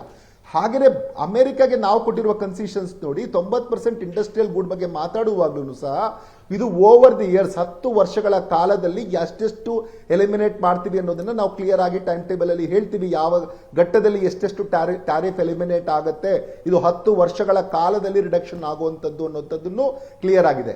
ಕಾರ್ಸ್ ವಿಚಾರಕ್ಕೆ ಬಂದಾಗ ಡಂಪ್ ಮಾಡ್ಬಿಡ್ತಾರೆ ಕಾರ್ಗಳನ್ನ ಅಂತಂದ್ರೆ ಅದಕ್ಕೂ ಒಂದು ಕೋಟ ಹಾಕಿದ್ದಾರೆ. ಇಲ್ಲ, ವರ್ಷಕ್ಕೆ ಇಷ್ಟು ಕಾರ್ಗಳು, 3 ಲಕ್ಷ ಕಾರ್ಗಳನ್ನು ನಾವು ಮಾತ್ರ ಮಾಡ್ತೀವಿ, ಅದರಲ್ಲೂ 30% 10 ವರ್ಷದಲ್ಲಿ ನಾವು ಕಟ್ ಮಾಡುವಂಥದ್ದು ಕೋಟ ಅವ್ರಿಗೆ ಬ್ಯಾಂಕೆಟ್ ಆಗಿ. ಅದು 18% ಅಲ್ಲಿ ಇದು 0 ಅಲ್ಲಿ ಬರ್ತಾ ಇಲ್ಲ. ಆಮೇಲೆ ಇನ್ನು ಆಲ್ಕೋಹಾಲ್ ಇರ್ಬೋದು, ಆಪಲ್ಸ್ ಇರ್ಬೋದು, ಆಮೇಲೆ ಕನ್ಸೆಷನ್ ನಾವು ಕೊಟ್ಟೇ ಇಲ್ಲ ಅವ್ರಿಗೆ, ವೀಟು, ರೈಸು, ಕಾರ್ನು ಇಂಥದ್ರ ಬಗ್ಗೆ ಬಂದಾಗ. ಆದ್ರೂ ಇನ್ನೂ ಕೆಲವು ಕ್ವಶನ್ಸ್ ಇದ್ದೇ ಇದೆ. ನಾನು ಈಗ ಪೂರ್ತಿಯಾಗಿ ನಮ್ಗೆ ಎಲ್ಲ ಅರ್ಥ ಆಗ್ಬಿಟ್ಟಿದೆ, ಭಾರತ ಫುಲ್ ಅಡ್ವಾಂಟೇಜಸ್ ಆಗಿದೆ ಇವಾಗಲೇ ಅಂತ ನಾನು ಹೇಳ್ತಿಲ್ಲ. ಆದ್ರೆ ಭಾರತ ಸರ್ಕಾರದ ದೃಢ ಧೋರಣೆ ನಮಗೆ ಇಲ್ಲಿ ಕಾಣಿಸ್ತಾ ಇದೆ, ದೃಢ ನಿಲುವಿಲ್ ಕಾಣಿಸ್ತಾ ಇದೆ. ಇಲ್ಲದೆ ಇದ್ರೆ ಅವರು ಬಹುಶಃ ಈ ರಿವೈಸ್ ಫ್ಯಾಕ್ಟ್ ಶೀಟ್ ಅನ್ನ ಮಾಡಿ, ನಾನು ಇಲ್ಲಪ್ಪ ನಾನು ಮೃದು ಧೋರಣೆ ತೋರಿಸ್ತೀನಿ ಭಾರತಕ್ಕೆ ಅಂತ ಟ್ರಂಪ್ ಹೇಳುವಷ್ಟು ದೊಡ್ಡತನ ಏನು ಖಂಡಿತ ತೋರಿಸ್ತಾ ಇರಲಿಲ್ಲ. ಅದನ್ನ ನಾವಿಲ್ಲಿ ಗಮನಿಸಬೇಕು. ಮತ್ತೆ ಏನು ಅಂತಂದ್ರೆ ವ್ಯಾಪಾರದ ವಿಚಾರಕ್ಕೆ ಬಂದಾಗ ಯಾವಾಗ್ಲೂ ಅಡ್ವಾಂಟೇಜಸ್ ಎರಡೂ ದೇಶಗಳಿಗೆ ಆದ್ರೆ ಮಾತ್ರ ಅದು ವ್ಯಾಪಾರ ಸಸ್ಟೈನ್ ಆಗುತ್ತೆ. ಈಗ ನೋಡಿ, ನಾವೇನಂತ ಅಲ್ಲಿ ಚೇಂಜ್ ಮಾಡಿದ್ದಾರೆ ಅವರು, ಭಾರತ ಆಶಿಸುತ್ತದೆ $500 ಬಿಲಿಯನ್ ನಾವು ವ್ಯಾಪಾರವನ್ನ 5 ವರ್ಷದಲ್ಲಿ ಮಾಡ್ತೀವಿ. ಆಶಿಸ್ತೀವಿ ಅಂದ್ರೆ ನಾವು ಮಾರುಕಟ್ಟೆ ಕೊಡ್ತೀವಿ, ಗ್ರಾಹಕರಲ್ಲಿ ತಗೋಬೇಕಾದದ್ದು, ಗ್ರಾಹಕರನ್ನ ಓಲೈಸಬೇಕಾದದ್ದು ಆ ಕಾಂಪಿಟೇಟಿವ್ ರೇಟ್ ಅಲ್ಲಿ ಕೊಟ್ಟು ಕ್ವಾಲಿಟಿಯನ್ನ ಕೊಟ್ರೆ ಮಾತ್ರ ಭಾರತದ ಗ್ರಾಹಕರು ಕೊಂಡ್ಕೊಳ್ತಾರೆ. ಅಮೆರಿಕಾದ ಅನ್ನುವ ಒಂದೇ ಕಾರಣಕ್ಕೆ ಎಲ್ಲ ವಸ್ತುಗಳನ್ನು ನಾವು ಅಮೆರಿಕಾದ ಕೊಂಡ್ಕೊಳ್ತೀವಿ ಅಂತ ಭಾರತದ ಗ್ರಾಹಕರು ಏನು ಕಾಯ್ಕೊಂಡು ಕೂತಿಲ್ಲ. ಮಾರುಕಟ್ಟೆ ಇದೆ, ಆದ್ರೆ ಕಾಂಪಿಟೇಷನ್ ಇರುತ್ತೆ. ಯುರೋಪ್ ಜೊತೆಗೂ ನಮ್ದು ಅಗ್ರಿಮೆಂಟ್ ಆಗಿದೆ, ಅಲ್ಲಿಂದನೂ ವಸ್ತುಗಳು ಬರುತ್ತೆ, ಅಲ್ಲಿಂದನೂ ಸರಕು ಬರುತ್ತೆ, ಇವ್ರದ್ದು ಬರುತ್ತೆ. ಮಾರ್ಕೆಟ್ ಅಲ್ಲಿ ಅವೈಲೇಬಲ್ ಇದೆ. ನಿಮ್ಗೆ ಮಾಲ್ಗೆ ಹೋದ್ರೆ ಎಲ್ಲ ಯಾವ್ಯಾವ ತರ ಇರುತ್ತೆ, ಮಾರುಕಟ್ಟೆಗೆ ಹೋದ್ರೆ ಎಲ್ಲಾ ವಸ್ತುಗಳು ಇದೆ. ಯುರೋಪು ಇದೆ, ಅಮೆರಿಕದ್ದು ಇದೆ, ಆಸ್ಟ್ರೇಲಿಯಾದ್ದು ಇದೆ, ಕೆನಡಾದ್ದು ಇದೆ. ಯಾವುದು ಕಾಂಪಿಟೇಟಿವ್ ಆಗಿರುತ್ತೆ ಅದನ್ನ ಭಾರತೀಯ ಕೊಂಡ್ಕೊಳ್ತಾನೆ, ಆಗ್ಲಿ ಎಲ್ಲವನ್ನು ಇವ್ರದನ್ನೇ ಕೊಂಡ್ಕೊಳ್ತೀವಿ ಅಂತ ಏನ್ ಹೇಳಿಲ್ಲ. ಹಾಗೇನೆ ಭಾರತ ಕೂಡ ಅವರು ವೆರಿ ಕ್ಲಿಯರ್ ಆಗಿ ಹೇಳಿದೆ, ನಿಮ್ಮ ಮಾರುಕಟ್ಟೆಯನ್ನು ನಾವು ಅದೇ ರೀತಿ ಪ್ರವೇಶಿಸ್ತಾ ಇರೋದು. ನಮ್ಮ ಭಾರತಕ್ಕೆ ಅಂತ ಪ್ರಿಫರೆನ್ಸ್ ಇಲ್ಲ, ಭಾರತದ ಕ್ವಾಲಿಟಿಯ ಗೂಡ್ಸ್ ಇರೋದ್ರಿಂದ. ಮತ್ತೆ ಭಾರತದ ಯಾವಾಗಲೂ ಅಗ್ರಿಕಲ್ಚರ್ ಗೂಡ್ಸ್ ಅಲ್ಲಿ ಈ ಸ್ಪೈಸಸ್, ಕಾಫಿ, ಟೀ ಇಂಥವಕ್ಕೆ ಡಿಮ್ಯಾಂಡ್ ಜಾಸ್ತಿ ಇರೋದ್ರಿಂದ, ಒಂದು ಬಾಸ್ಮತಿ ಅಕ್ಕಿ ಇವೆಲ್ಲವೂ ಎಷ್ಟೊಂದು ಅಲ್ಲಿ ಜನಕ್ಕೆ ಪ್ರೀತಿಸಿರೋದ್ರಿಂದ ಖಂಡಿತವಾಗಿ ಅದಕ್ಕೆ ಮಾರ್ಕೆಟ್ ಇರುತ್ತೆ. ಹಾಗಾಗಿ ಅವನ್ನ ಕೊಂಡ್ಕೊಳ್ತಾ ಇದ್ದಾರೆ. ಭಾರತ ಯಾಕೆ ಟ್ರೇಡ್ ಸರ್ಪ್ಲಸ್ ಆಗಿತ್ತು ಇಷ್ಟು ದಿನ ಅಂತಂದ್ರೆ ಭಾರತದ ಮೇಲಿನ ಅಮೆರಿಕದ ಪ್ರೀತಿ ಏನು ಕಾರಣ ಅಲ್ಲ, ಅದಕ್ಕೆ ಭಾರತದ ವಸ್ತುಗಳಿಗಿದ್ದಂತಹ ಗುಣಮಟ್ಟದ ಕಾರಣದಿಂದ. ಮತ್ತೆ ನೀವು ನೋಡಿ, ಅವ್ರೀಗ 50% ಹೆಚ್ಚಿಗೆ ಮಾಡಬೇಕು ಭಾರತದ ಜೊತೆ ಟ್ರೇಡ್. ಏನಂದ್ರೆ ಒಂದು ಬೋಯಿಂಗ್ ನ $50 ಬಿಲಿಯನ್ ಏನು ಅಗ್ರಿಮೆಂಟ್, $50 ಮಿಲಿಯನ್ ಅಗ್ರಿಮೆಂಟ್ ಸೈನ್ ಆಗಿದೆ, ಅದನ್ನೇ ಇನ್ನೂ ಅವರು ಸಪ್ಲೈ ಮಾಡಕ್ಕೆ ನಮ್ಗೆ ಆಗ್ತಾ ಇಲ್ಲ. ಅಂದ್ರೆ ಒಂದು ಅವ್ರ ಕಡೆನೂ ಏನೋ ಅಷ್ಟೊಂದು ನಮ್ಮ ಮೇಲೆ ಬಲಾಢ್ಯರಾಗಿ ನಾವು ಹೇಳ್ದಂಗೆ ಕೇಳ್ಬಿಡ್ತೀವಿ, ಮಾಡ್ತೀವಿ, ಹಂಗೆ ಆ ತರದ ಧೋರಣೆ ಇವತ್ತು ಖಂಡಿತ ಅಮೆರಿಕದ ಹತ್ರ ಇಲ್ಲ. ಇವನ್ ಭಾರತದ ಶಕ್ತಿಯ ಬಗ್ಗೆನೂ ಅವರು ಕಡೆಗಣಿಸುವಂತ ಸ್ಥಿತಿಯಲ್ಲಿ ಅವರು ಇಲ್ಲ. ಯಾಕಂದ್ರೆ ಭಾರತ ಈಗ ಅಗಾಧವಾಗಿ ಬೆಳೀತಾ ರೈಟ್. ಇಬ್ಬರು ಆರ್ಥಿಕ ತಜ್ಞರ ನೇರ ಸಂಪರ್ಕದಲ್ಲಿದ್ದಾರೆ. ಇಬ್ಬರ ಅಭಿಪ್ರಾಯ ಇದು ಭಾರತದ ವಿರುದ್ಧ ಅಲ್ಲ. ಕೇಶವ್ ಸರ್ ಹೇಳಿದಂತೆ, ಅಂದರೆ ಅನೇಕರು ಕನ್ಫ್ಯೂಸ್ ಮಾಡ್ಕೊಂಡಿದ್ದಾರೆ, ಫೈನಲ್ ಡೀಲೇ ಸೈನ್ ಆಗಿಬಿಟ್ಟಿದೆ ಅಂತ. This is interim. ಇವತ್ತು ಲೋಕಸಭೆಯಲ್ಲಿ ವಿಪಕ್ಷ ನಾಯಕ ರಾಹುಲ್ ಗಾಂಧಿ ಅವರು ಭಾರತ ಅಮೆರಿಕ ಟ್ರೇಡ್ ಡೀಲನ್ನು ಇಟ್ಕೊಂಡು ಕೇಂದ್ರ ಸರ್ಕಾರದ ವಿರುದ್ಧ ಮುಗಿಬಿದ್ರು. ಭಾರತ ಮಾತೆಯನ್ನು ಅಡ ಇಟ್ಟಿದ್ದೀರಿ ಅನ್ನುವುದರಿಂದ ಹಿಡಿದು ರಾಹುಲ್ ಗಾಂಧಿಯವರ ಭಾಷಣದಲ್ಲಿ ನರೇಂದ್ರ ಮೋದಿ ಅವರ ವೀಕ್ನೆಸ್ ಡೊನಾಲ್ಡ್ ಟ್ರಂಪ್ ಹತ್ರ ಇದೆ ಅನ್ನೋದರ ತನಕ ಅದನ್ನು ಭಾಷಣ ಕೇಳಿದಾಗ ಸಹಜವಾಗಿ ಅನಿಸೋದು ಅಷ್ಟೊಂದು ಶರಣಾಗತವಾಯ್ತಾ ಭಾರತ ಅಂತ. ಪ್ರಶಾಂತ್, ಅದು ನೋಡಿ, ವಿರೋಧ ಪಕ್ಷಗಳು ಈ ದೇಶವನ್ನು ಮಾರಾಟ ಮಾಡಿದ್ರಿ ಅಂತ ಹೇಳೋದು ಇದೇ ಮೊದಲೇನಲ್ಲ. ಹೌದು ಹೌದು. ರಾಮ್ ಮನೋಹರ್ ಲೋಹಿಯಾ ಕಾಲದಿಂದಲೂ ಕೂಡ ನೀವು 1, 2, 3 ಅಗ್ರಿಮೆಂಟ್ ಸಂದರ್ಭದಲ್ಲಿ BJP ಕೂಡ ಕಾಂಗ್ರೆಸ್ ಹೇಳ್ತಾ ಇತ್ತು. ಡಾಕ್ಟರ್ ಮನಮೋಹನ್ ಸಿಂಗ್ ಅಮೆರಿಕದ ಏಜೆಂಟ್ ಅನ್ನುವ ರೀತಿಯಲ್ಲಿ ಕರಿತಾ ಇತ್ತು. ಬೀದಿ ಬೀದಿಲಿ ಪ್ರತಿಭಟನೆಗಳು ನಡೀತಾ ಇದ್ವು. ಡಂಕೆಲ್ ಪ್ರಸ್ತಾವನೆಯ ಸಂದರ್ಭದಲ್ಲಿ, ಅದಕ್ಕೊಂದು ಜಾಗತೀಕರಣ ಮಾರ್ಕೆಟ್ ಓಪನ್ ಮಾಡತಕ್ಕಂಥ ಸಂದರ್ಭದಲ್ಲೂ ಕೂಡ ಮುಲಾಯಂ ಸಿಂಗ್ ಯಾದವ್ರದ್ದು ಸ್ಟೇಟ್ಮೆಂಟ್ ಇದೆ.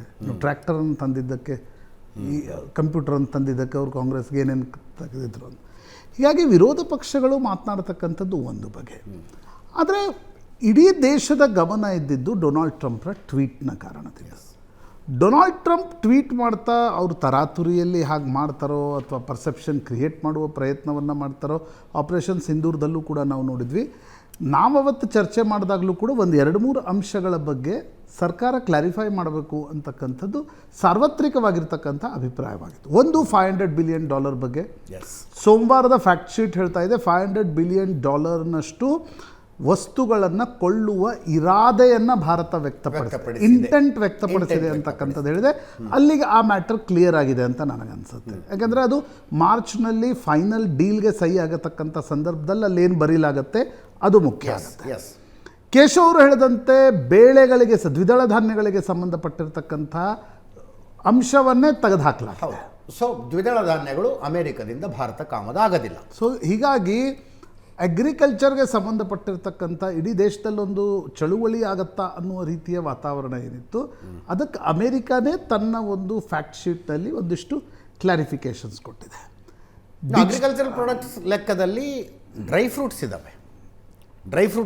ಭಾರತ ಹೆಂಗೂ ಅದನ್ನು ಆಮದನೆ ಮಾಡ್ಕೊಳ್ಳೋದು, ಇಲ್ಲಿಂದಾದರೂ ಮಾಡ್ಕೊಳ್ಳೋದು ಅಥವಾ ಅಲ್ಲೇ. ಹಣ್ಣು ತರಕಾರಿಗಳಿದ್ದಾವೆ. ಅಮೆರಿಕದಿಂದ ಅತಿ ಹೆಚ್ಚು ಬರಬಹುದಾಗದಂಥದ್ದು ವಾಷಿಂಗ್ಟನ್ ಸೇಬು. ಕಾಶ್ಮೀರದ ರೈತರಿಗೆ ಸ್ವಲ್ಪ ಮಟ್ಟಿಗೆ ಸಮಸ್ಯೆ ಆಗಬಹುದು ಅನ್ನೋದು ಮಾರ್ಚ್ನಲ್ಲಿ ಏನದು ಡೀಲ್ ಆಗುತ್ತೆ. ಮೂರನೇ ಅಂಶ ನನಗೆ ಪ್ರಮುಖವಾಗಿ ಅನಿಸ್ತಾ ಇರತಕ್ಕಂಥದ್ದು ಡಿಜಿಟಲ್ ಟ್ಯಾಕ್ಸ್ಗೆ ಸಂಬಂಧಪಟ್ಟಂತೆ ಆ ಒಂದು ಉಲ್ಲೇಖವನ್ನು ಕೂಡ ನಿನ್ನೆ ಫ್ಯಾಕ್ಟ್ ಶೀಟ್ನಲ್ಲಿ ತೆಗೆದುಹಾಕಲಾಗಿದೆ. ಇಟ್ ಡಿಪೆಂಡ್ಸ್ ಆನ್ ಫೈನಲ್ ನಿಮ್ಮ ನೆಗೋಷಿಯೇಷನ್ಸ್ ಏನಾಗುತ್ತೆ ಅಂತಕ್ಕಂಥದ್ದು. ಹೀಗಾಗಿ ಈ ಫ್ಯಾಕ್ಟ್ ಶೀಟ್ನ ನಂತರ ಅನ್ನಿಸ್ತಾ ಇರತಕ್ಕಂಥದ್ದು ಇನ್ನಷ್ಟು ನೆಗೋಷಿಯೇಷನ್ಸ್ಗಳು ತೆರೆಯ ಹಿಂದೆ ನಡೆದಿವೆ. ಯುರೋಪ್ನ ಜೊತೆಗಿನ ಭಾರತದ ಏನೊಂದು ಡೀಲ್ ಸೈನ್ ಆಯಿತು. ಅದಾದ ನಂತರ ಅಮೆರಿಕ ಒಂದು ತರಾತುರಿಯಲ್ಲಿ ಭಾರತದ ಜೊತೆ ಟ್ರೇಡ್ ಡೀಲನ್ನು ಮಾಡ್ಕೊಂಡಿದ್ದೀವಿ ಅನ್ನೋದನ್ನು ಹೇಳುವ ಭರದಲ್ಲಿ ಡೊನಾಲ್ಡ್ ಟ್ರಂಪ್ ಕೆಲ ಕನ್ಫ್ಯೂಷನ್ಸ್ಗಳನ್ನು ನಿಶ್ಚಿತವಾಗಿ ಕ್ರಿಯೇಟ್ ಮಾಡಿದರು. ಆದರೆ ನಿನ್ನೆಯ ಫ್ಯಾಕ್ಟ್ ಶೀಟ್ನಿಂದ ನಾನು ಅವತ್ತು ಹೇಳಿದ್ದೆ, ಭಾರತದ ಸಾರ್ವಭೌಮತೆಯ ಪ್ರಶ್ನೆಯೂ ಕೂಡ ಇರುತ್ತೆ. ಹೌದು, ಇನ್ನೊಂದು ದೇಶದ ಒಬ್ಬ ರಾಷ್ಟ್ರಪತಿ ಬಂದು ನಿಂತು ಕೊಡ್ತಕ್ಕಂಥ ಹೇಳಿಕೆಗಳು, ಈಗ ಆಪರೇಷನ್ ಸಿಂಧೂರದಲ್ಲಿ ಅದೇ ಪ್ರಶ್ನೆ ಇತ್ತು. ಹೌದು, ಇನ್ನೊಂದು ಮ್ಯಾಟ್ರ್ ಕ್ಲಿಯರ್ ಆಗಬೇಕು ನನಗೆ ಅನಿಸುವ ಪ್ರಕಾರ.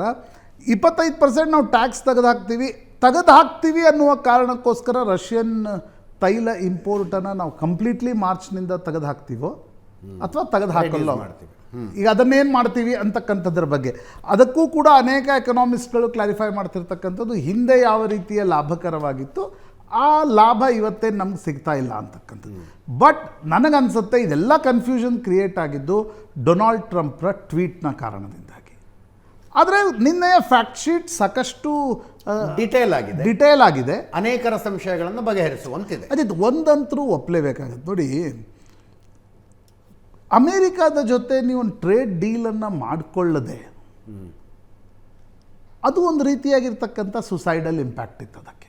ಅಂದರೆ ಅವ್ರು ಬರ್ತಾ ಇದ್ದಾರೆ, ನಾವು ಮಾಡ್ಕೊಳ್ಳಲ್ಲ ಅಂತಕ್ಕಂಥದ್ದು. ಇವತ್ತಿನ ಕಾಲದಲ್ಲಿ ನಾವು ಅಮೇರಿಕಾ ಜೊತೆ ಟ್ರೇಡ್ ಡೀಲನ್ನು ಎಲ್ಲ ದೇಶಗಳು ಮಾಡ್ಕೊಳ್ತಾ ಇರ್ತಕ್ಕಂಥ ಸಂದರ್ಭದಲ್ಲಿ. ಬಟ್ ಒಂದು ಈಗ 3% 18% ಬಗ್ಗೆ ರಾಹುಲ್ ಗಾಂಧಿ ಉಲ್ಲೇಖ ಮಾಡಿದ್ದಾರೆ. ನನಗನ್ನಿಸ್ತಿರ್ತಕ್ಕಂಥದ್ದು ಏನು ಗೊತ್ತಾ, ಆಯ್ತಪ್ಪ, ಇಡೀ ಜಗತ್ತಿನ ಎಕನಾಮಿಕ್ ಹಾದಿಯನ್ನೇ ಡೊನಾಲ್ಡ್ ಟ್ರಂಪ್ ಕಳೆದ 1 ವರ್ಷದಲ್ಲಿ ಬದಲಿಸಿದ್ದಾರೆ. ನೀವು ಹಳೆ 3% ಎಲ್ಲಿ ತೆಗೆದುಕೊಂಡು ಕೂತಿದ್ದೀರಿ? ಅದು ಡಿಸ್ರಪ್ಷನ್ ಆಯಿತು. 50%ವರೆಗೆ ನಾವು ಹೋಗಿದ್ವಿ. 3 50 ಹೋದವ್ರು 50 ವಾಪಸ್ 18 ಬಂದಿದ್ದೀವಿ. ಅದು ಆಗದೆ ಭಾರತದ ಆರ್ಥಿಕ ಸ್ಥಿತಿಯನ್ನು compare it with other countries ಅಂತ. ಡೆಫಿನೆಟ್ಲಿ ಅಲ್ವಾ? ಹೊಸ ಕಾಲಘಟ್ಟದಲ್ಲಿ ಬೇರೆ ದೇಶಗಳ ಜೊತೆ ಕಂಪೇರ್ ಮಾಡಿ ನೋಡಬೇಕಾಗತ್ತೆ. ಎಲ್ಲವೂ 19 ಮತ್ತು 19ಕ್ಕಿಂತ ಹೆಚ್ಚು ಟ್ಯಾಕ್ಸ್ ಕೊಡ್ತಾ ಇರುವಾಗ ಭಾರತ 18%. But Ajit, I will wait for government's response in parliament. That is very important. Exactly. ಯಾಕಂದರೆ ಕೆಲವು ಕನ್ಫ್ಯೂಷನ್ಸ್ಗಳಿವೆ. ನಾನು ಕೇಶವ್ ಸರು ಅವತ್ತು ಭಾಳಷ್ಟು ಇದ್ರ ಬಗ್ಗೆ ಚರ್ಚೆ ಮಾಡಿದ್ವಿ. ಇನ್ನೂ ಕೆಲ ಕನ್ಫ್ಯೂಷನ್ಸ್ಗಳೇನಿವೆ, ಆ ಕನ್ಫ್ಯೂಷನ್ಸ್ಗಳಿಗೆ ಸಂಬಂಧಪಟ್ಟಂತೆ ಸರ್ಕಾರ ಏನು ಹೇಳುತ್ತೆ ಅದಕ್ಕೋಸ್ಕರ ನಿಶ್ಚಿತವಾಗಿ ರೈಟ್. ಎಸ್ ನಾಗರಾಜ್, ಭಾರತ ಮಾತೆಯನ್ನು ಒತ್ತ ಇಡುವಂಥದ್ದು ಏನಾಗಿದೆ ಹೇಳ್ತೀನಿ ನೋಡಿ. ಒಟ್ಟಾರೆಯಾಗಿ ನೋಡಿದಾಗ ನಮ್ಮಲ್ಲಿರ್ತಕ್ಕಂಥ ಆರ್ಥಿಕ ವ್ಯವಸ್ಥೆ ಬಗ್ಗೆ ನಾವು ಗಮನ ಹರಿಸಬೇಕಾಗಿರುತ್ತೆ, ಬಹಳ ಮುಖ್ಯ. ಅದ್ರ ಜೊತೆಗೆ ಫಾರಿನ್ ಪಾಲಿಸಿಯನ್ನು ಕೂಡ ಗಮನ ಹರಿಸ್ಕೋಬೇಕು. ಯಾಕಂದರೆ we are not only a country trading with America, we trade with many people in the world ಅನ್ನೋ ಮಾತನ್ನು ಹೇಳ್ತೀನಿ. We are going to become the super power ಅಂತಕ್ಕಂಥ ನಮ್ಮ ಹೆಮ್ಮೆಯಿಂದ ಹೇಳ್ತಕ್ಕಂಥ ಭಾರತದ ಬಗ್ಗೆ ಅಷ್ಟೊಂದು ಅಭಿಮಾನದ ಹೇಳುವಾಗ ನಾವು ಅವ್ರ ಜೊತೆಲಿ ಟ್ರೇಡ್ ಮಾಡಬೇಡಿ, ವ್ಯಾಪಾರ ಮಾಡಬೇಡಿ ಅಂತ ಹೇಳೋದಲ್ಲ. ಆದರೆ ಆ ಮನುಷ್ಯ ಇದ್ದಾರಲ್ಲ, ಈಗ 3ರಿಂದ 50 ತಗೊಂಡೋದ್ರಲ್ಲ, ಅವರ ಡಿಲ್ಲಿ ಡಾರ್ಲಿಂಗ್ ಎಷ್ಟಿದೆ ಗೊತ್ತಾ? ಡೊನಾಲ್ಡ್ ಟ್ರಂಪ್ ಇವತ್ತು ಬೆಳಗ್ಗೆ ಒಂದು ಮಾತಾಡ್ತಾರೆ, ನಾಳೆ ಬೆಳಗ್ಗೆ ಒಂದು ಮಾತಾಡ್ತಾರೆ. ನೀವು ಆಪರೇಷನ್ ಸಿಂಧೂರ್ ವಿಚಾರ ಬಂದಾಗಲೂ ಕೂಡ, ಆಮೇಲೆ ಸೀಸ್ ಫೈರ್ ವಿಚಾರ ಬಂದಾಗಲೂ ಎಷ್ಟು ಸಲ ಮಾತಾಡಿದ್ರು? 29 ಸಲ ಹೇಳಿದ್ರು ಭಾರತಕ್ಕೆ ನಾನೇ ನಿಲ್ಲಿಸಿದೆ ಅಂತೇಳಿ. ನಾವು ಮೊಹಮ್ಮದ್ ಬಿನ್ ತುಘಲಕ್ ಬಗ್ಗೆ ಓದಿದ್ವಿ, ಕೇಳಿ, ಬಟ್ ನೋಡ್ತಾ ಇದೀವಿ ನೋಡಿ. ಈ ಮನುಷ್ಯನ ಮಾತನ್ನು ನಂಬಲಿಕ್ಕೆ ಸಾಧ್ಯ ಇಲ್ಲ. ಈ ಮನುಷ್ಯನ ಮಾತನ್ನು ನಂಬಿಕೊಂಡು ಅಮೆರಿಕದ ದೇಶ ಅಂತ ಮಾತಾಡ್ತಾ ಇಲ್ಲ. ದಿಸ್ ಪರ್ಟಿಕ್ಯುಲರ್ ಪ್ರೆಸಿಡೆಂಟ್ ಬಗ್ಗೆ ನಾವು ಎಚ್ಚರಿಯಿಂದ ಇರಬೇಕಾಗಿರ್ತಕ್ಕಂಥ ಮಾತುಗಳು ನಾನು ಆಳ್ತಾ ಇರ್ತಕ್ಕಂಥದ್ದು. ನಾವು ರಷ್ಯಾ, ನಾವು cannot lose Russia with one of the finest friendship with India from decades. Trump is an external factor which you are not in control of. Let me see, I am not saying that. See, I am not against the trade. But I am in favour of the farmers of this country. ಈ ದೇಶದ ರೈತರಿಗೆ ಯಾವುದೇ ರೀತಿಯಂಥ ಆಗಬಹುದಾದಂತಹ ಸಮಸ್ಯೆಗಳಿಗೆ ನಾವು ಈಗಲೇ preventive ಮೆಷರ್ನ ತಗೋಬೇಕಾಗಿರ್ತಕ್ಕಂಥ ನಮ್ಮ ದೇಶದ ಪ್ರಮುಖವಾಗಿರ್ತಕ್ಕಂಥ ಆದ್ಯತೆಯನ್ನು ಮಾತಾಡ್ತೀನಿ. MSMEಗಳ ಬಗ್ಗೆ ನೋಡ್ತೀವಿ. ಕೋವಿಡ್ ಬಂದ ನಂತರ ಆಗಿದ್ದ ಸಮಸ್ಯೆಗಳು ನೋಡಿದ್ರೆ ಇನ್ನೂ ಚೇತರಿಕೆ ನೋಡ್ಕೊಂಡಿಲ್ಲ ಅವರು ಕೂಡ. ಈಗ they start meaning minimum 3 lakh cars only we going to import it and keep it in India ಅಂತ ಹೇಳ್ತಕ್ಕಂಥದ್ದು ಕೂಡ ನಾನು ಆಲೋಚನೆ ಮಾಡಬೇಕಾಗ್ತದೆ. ಆ 3 ಲಕ್ಷ ಕಾರ್ಗಳನ್ನು ನಾವು ತಯಾರು ಮಾಡೋಕ್ಕಾಗ್ತಾ ಇರಲಿಲ್ಲ ಅಂತ ಹೇಳ್ತೀನಿ. ಯಾಕಂದರೆ ಮೇಕ್ ಇನ್ ಇಂಡಿಯಾ ಕಾರ್ಯಕ್ರಮ ತಂದಂತಹ ನರೇಂದ್ರ ಮೋದಿ ಅವರು ಇವತ್ತು ಬ್ರೇಕ್ ಇನ್ ಇಂಡಿಯಾ ಅಂತ ಮಾಡ್ಲಿಕ್ಕೆ ಹೋಗಿ ಬೇರೆಯವ್ರು ತಗೊಂಡು ಹೋದರೆ ಮ್ಯಾನುಫ್ಯಾಕ್ಚರಿಂಗ್ ಸೆಕ್ಟರ್ ಏನಾಗ್ತದೆ ಅಂತ ಪ್ರಶ್ನೆಗಳನ್ನ ಕೇಳ್ತೀನಿ. ನಾವು ಮಾತಾಡ್ತಕ್ಕಂಥ ಸಂದರ್ಭದಲ್ಲಿ ಹೇಳಿದ್ವಿ ನಾವು, ಅವರು ಈ wants to remove the DST tax, digital service tax ತೆಗಿತಾ ಇದ್ದಾರೆ. ಯಾವ ಕಾರಣಕ್ಕೆ ತೆಗಿತಾ ಇದ್ದಾರೆ? And they are the biggest benefiters ಯಾರು? ಆ ಗೂಗಲ್ಲು, ಇನ್ನಿತರ ಪ್ಲಾಟ್ಫಾರ್ಮ್. ಎಲ್ಲಿ ತೆಗೆದಿದ್ದಾರೆ ಅದನ್ನ? I am telling you, operations I am telling you. See, ಇನ್ನು ಅದರ ಬಗ್ಗೆ ಚರ್ಚಿಸಲಾಗುವುದು ಅಂತ. ಅದೇ, that is very dangerous point. We should be care. ನಾವೇನು ಹೇಳ್ತಾ ಇದೀವಿ ಗೊತ್ತಾ? ಇದು ಫೈನಲ್ ಆಗ್ಬಿಟ್ಟಿದೆ ಅಂತ ತಾತ್ವಿಕ ಹಂತಕ್ಕೆ ಬಂದು ಮಾತಾಡ್ತಾ ಇಲ್ಲ ನಾವು. ಈ ವಿಚಾರಗಳು ಪಬ್ಲಿಕ್ ಡೊಮೈನ್ ಬಂದಾಗ definitely opposition leader like Rahul Gandhi as cautioning the government, you should be extra cautious in this. ಯಾಕೆ ಅಂತಂದ್ರೆ they are beneficiary because of my data is more costly than my Indian currency ಅಂತ ಮಾತು ಹೇಳ್ತೀನಿ. That kind of huge data will be collected here, which is very, very useful for their market. You can't use Indian market. I'll tell you today, sir, little bit, I'm not a expert like other financial experts who are there. So, Bharat ದೇಶ ಸುಮಾರು $200 billion ಅಷ್ಟು ವ್ಯಾಪಾರನ ಮಾಡ್ತಾ ಇರ್ತಕ್ಕಂಥ ಸದ್ಯಕ್ಕೆ ಇರ್ತಕ್ಕಂಥದ್ದು. ಅದನ್ನು $500 billion ತಗೊಂಡು ಹೋಗ್ತೇನೆ ಅಂತ ನಾನು ಸ್ವಾಗತ ಮಾಡ್ತೇನೆ. ಅಟ್ ವಾಟ್ ಕಾಸ್ಟ್ ಅಂತ ನೋಡಿದಾಗ ನಾವು ರಫ್ತಿನಲ್ಲಿ ಜಾಸ್ತಿ ಮಾಡಿ, ಒಂದು ನಿಮಿಷ ಮುಗಿಸ್ತೀನಿ ಸರ್. ನಾವು ರಫ್ತಿನಲ್ಲಿ ಬರೀ ಆಮದು, ನೀವು ಕನ್ಫ್ಯೂಸ್ ಮಾಡ್ಕೊಂಡ್ರಿ. ಕೇಂದ್ರ ಸರ್ಕಾರದ ಮೇಲೆ ದಾಳಿ ಮಾಡೋದಕ್ಕೆ ಅದೊಂದು ಪಾಯಿಂಟ್ ಇಟ್ಕೋಬೇಕು ಸರ್. ಇಲ್ಲ, ನಾನು ಹೇಳ್ತೀನಿ ಕೇಳಿ ಸರ್. ನಾನು ನೋಡಿ, ಭಾರತದಿಂದ ಅಮೆರಿಕಾಗೆ ರಫ್ತಾಗ್ತಕ್ಕಂಥ $75-80 ಬಿಲಿಯನ್ ಓನ್ಲಿ ಗುಡ್ಸ್ ಬಗ್ಗೆ ಹೇಳ್ತಾ ಇದ್ದೀನಿ. ಭಾರತದಿಂದ ಅಮೆರಿಕ ಆಗೋದು, ಅಮೆರಿಕದಿಂದ ಭಾರತಕ್ಕೆ ಆಮದು ಆಗ್ತಕ್ಕಂಥ $45-50 ಬಿಲಿಯನ್ ಬರೀ ಗುಡ್ಸ್ ಬಗ್ಗೆ ಹೇಳ್ತಾ ಇದ್ದೀನಿ. I have the statistics. What I am telling you is that $500 billion ವ್ಯಾಪಾರ ಮಾಡೋದಾದ್ರೆ, if you are exporting that kind of this thing ಅಂದರೆ I definitely accept this deal.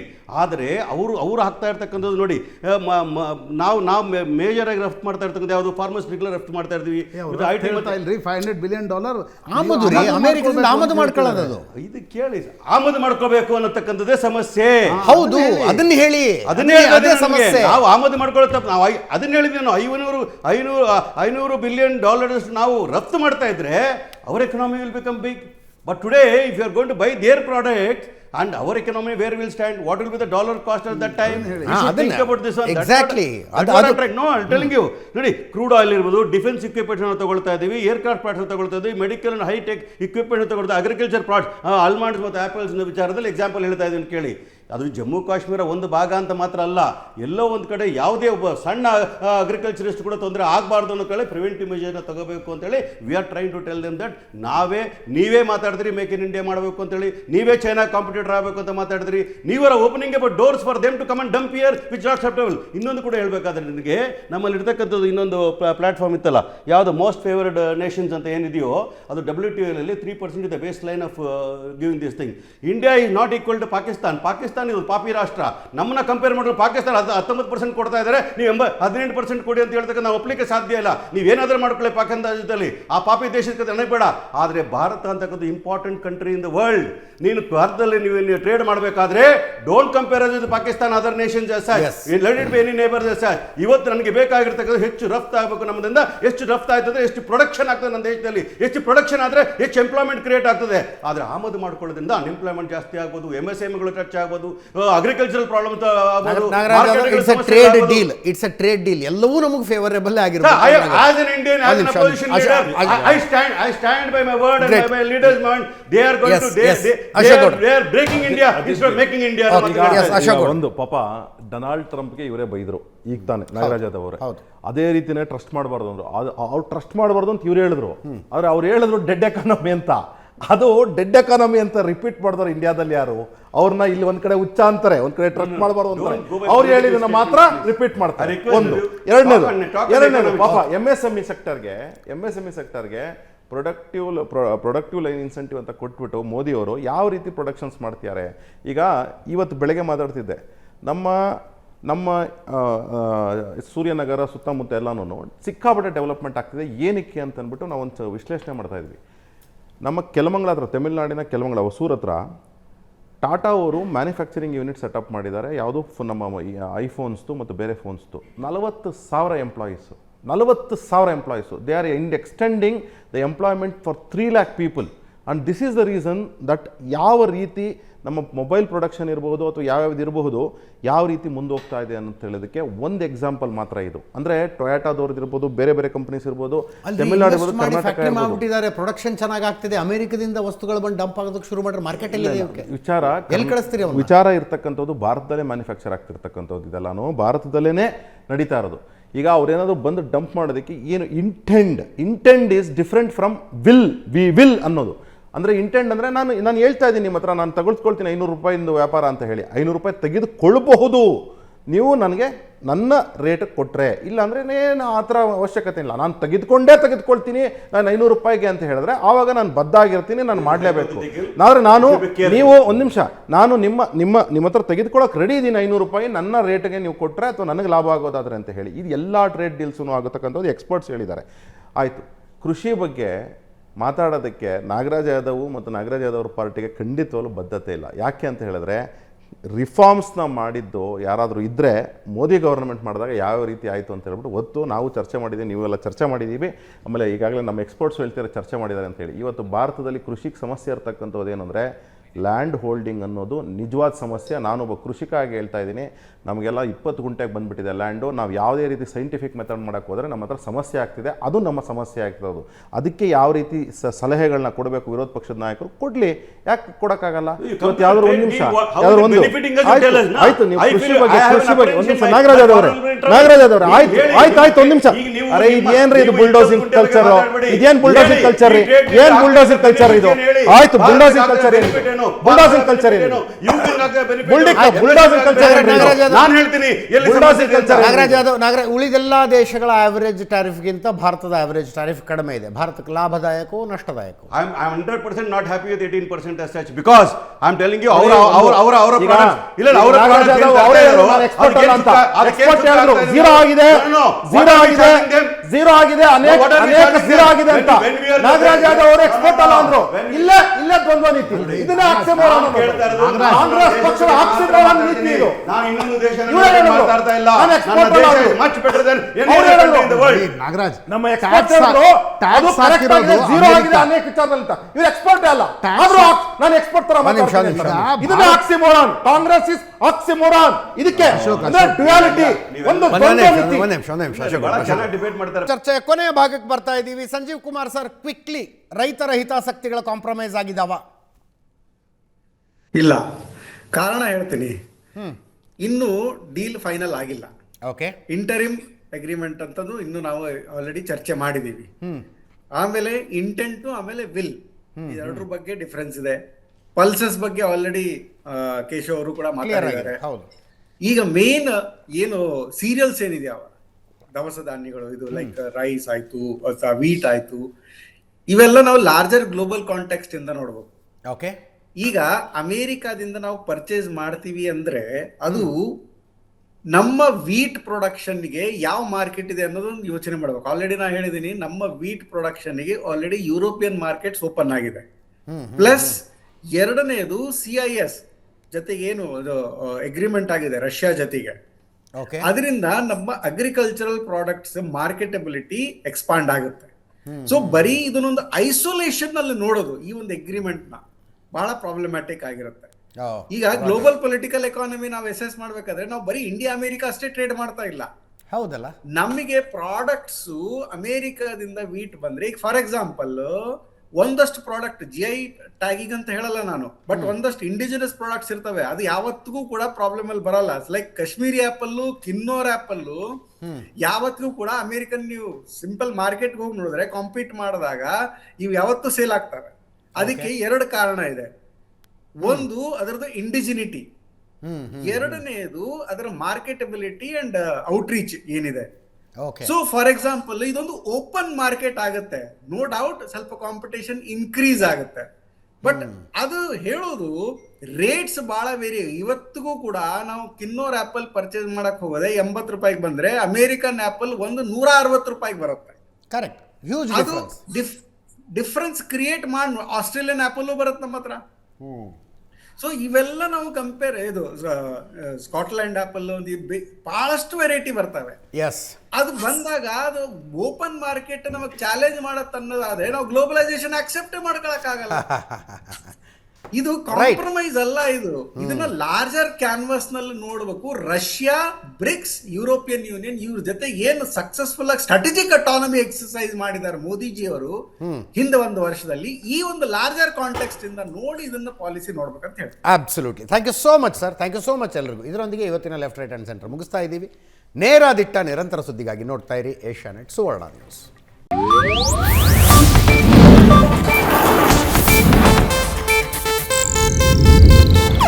ಇದು ಏಷ್ಯಾನೆಟ್ ನ್ಯೂಸ್ ನೆಟ್ವರ್ಕ್ ಪ್ರಸ್ತುತಿ.